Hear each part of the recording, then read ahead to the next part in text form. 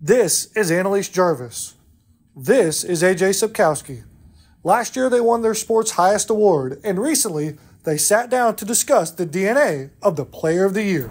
Congratulations on being Player of the Year of 2023. Trust me, we are all, as Grizzlies, very excited that you are on our team instead of somebody else's team. But if you had the opportunity to give an acceptance speech for this award, what would you say? I'm not one for speeches, put it that way.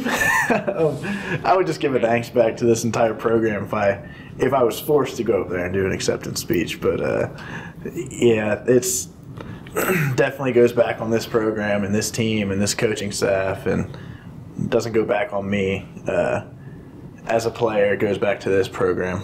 Yeah. So knowing what you know now and knowing what you accomplished at GGC, what advice would you give yourself the day before you played your first game of last season? What would you tell yourself?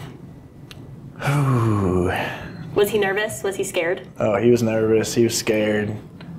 I'll give you a funny story. So the first game of last year, I was in the outfield, shagging fly balls before the game started, and one of the pitchers, because pitchers love to go out in the outfield and power shag fly balls there in BP, ran and laid a shoulder right into me and laid me out before the first game. That was the first time that entire season that I was like shaken up, like got into somebody and was like mad. And after the incident happened and I kind of cooled off, I was like, man, I must be nervous because I'd never get like that. Like I came out of myself. And after that moment, it kind of woke me up, like, get back to who you are. Like that hurt. And like he was being dumb for doing it, but like that wasn't, it didn't show the person I was trying to be every day consistently, and it kind of woke me up, thankfully.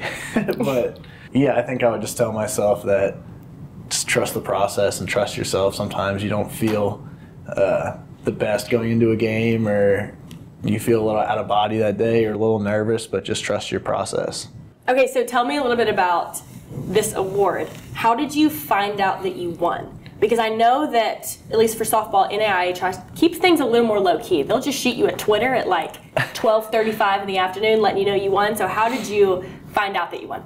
A lot of it is social media. We have a very good social media staff here, and they kind of get us information right away as it comes in. And I think GGC Baseball or GGC Athletics reposted or retweeted, I guess, back in the day, the accolade, and it got sent in our group chat, and all the teammates were the first ones and the coaches were the first ones to just reach out and congratulate me for it. Yeah.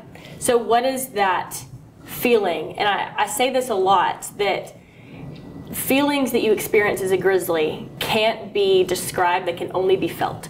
So in your best words, what did it feel like to win Player of the Year? It felt cool, just knowing that I had everyone behind me. I think the reason it meant so much to me, which took a while to kick in, but was because of the joy that other people had for me.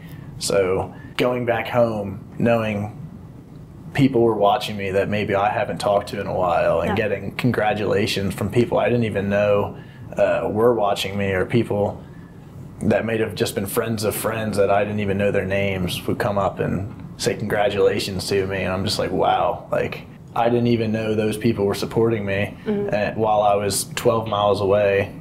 It was just kind of a cool moment, kind of out of body, and made me look back and appreciate those moments a little more. I know that we have talked about kind of reaching records and reaching goals and accomplishments that you didn't even know existed. And of course, Pitcher of the Year, Player of the Year is always up in the air for anyone. So at what point in the season did you think, like, oh shoot, I have a chance to win this? Probably when I heard Mahoney on the GDN as campaign manager. Set me back in a hole for a little bit, but finally came through.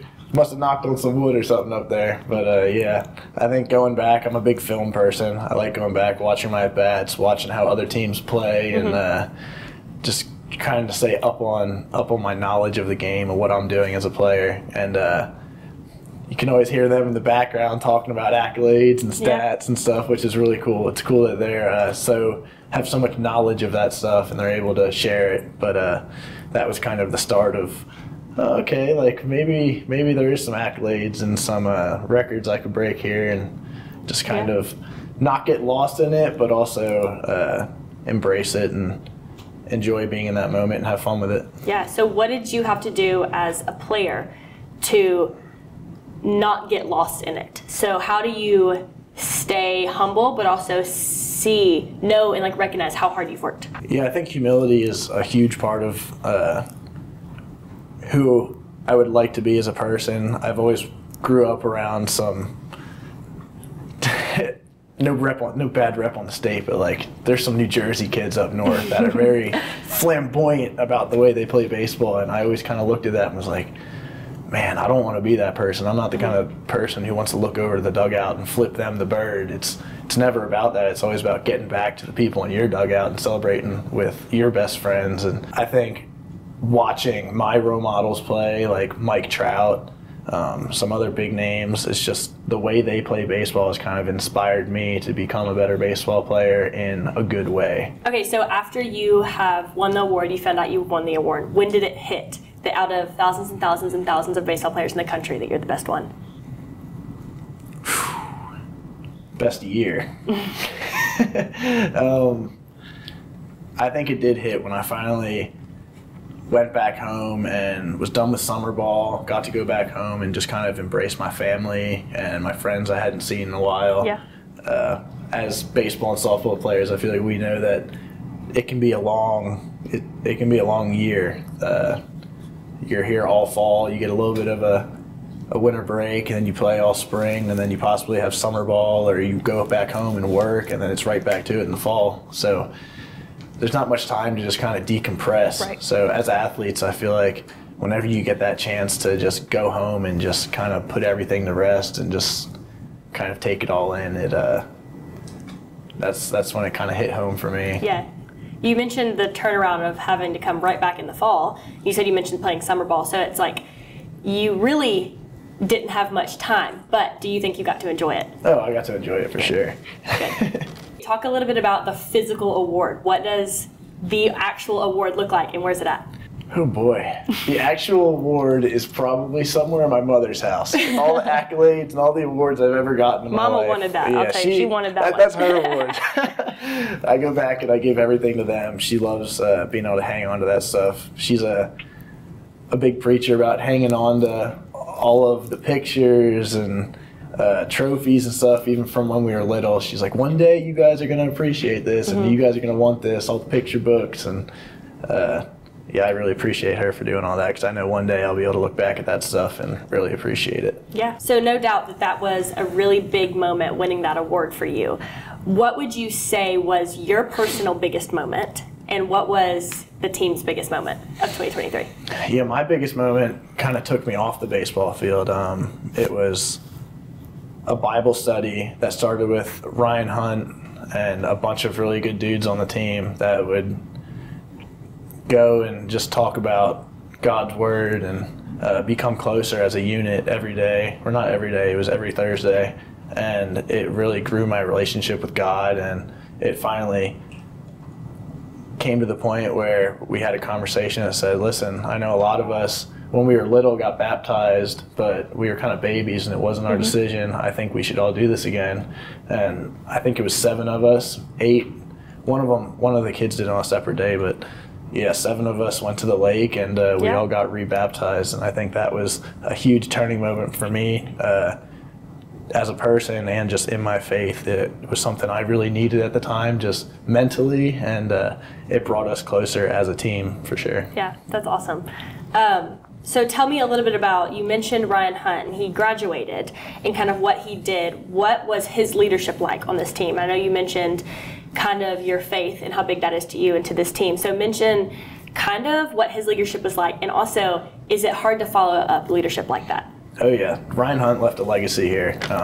He was kind of the start to everything for us in our faith. He was the one who went to Sheets and wanted to start the Thursday meetings with everyone, and he kind of just he took pride in what he did. He wasn't a huge impact here, or I shouldn't say impact, he was a huge impact here on the field, not as a starter, but as a pinch runner, and he absolutely dominated that role every day he showed up to the field. And he took that mentality off the field too. When we would do our Bible studies, he would come every day with 2 pages full of notes of stuff he wanted to talk about for that day. Yeah. And just how he went about that and how his dedication to helping all of us showed up in that room. It just kind of saw his work ethic, not only on the field but off the field. It really pushed all of us to get better. So I think that legacy will live on here forever, just because now kids want to go in there and be a part of that because they saw what it did for us last season. So clearly this team means a lot to you, and your faith means a lot to you, and you have a lot of values that mean a lot to you. But what does that Player of the Year award mean to you? Player of the Year, to me, means that there might be a little bit more weight on my shoulders for this season, but it's being able to look past the previous accolades and just kind of, it's getting back into who you were last season and trying to be consistent with that person, not the Player of the Year. That Player of the Year was the player of 2023, not 2024. So getting back into that, that mindset of showing up every day for my team to be the best version of myself, and hopefully that leads into another great year.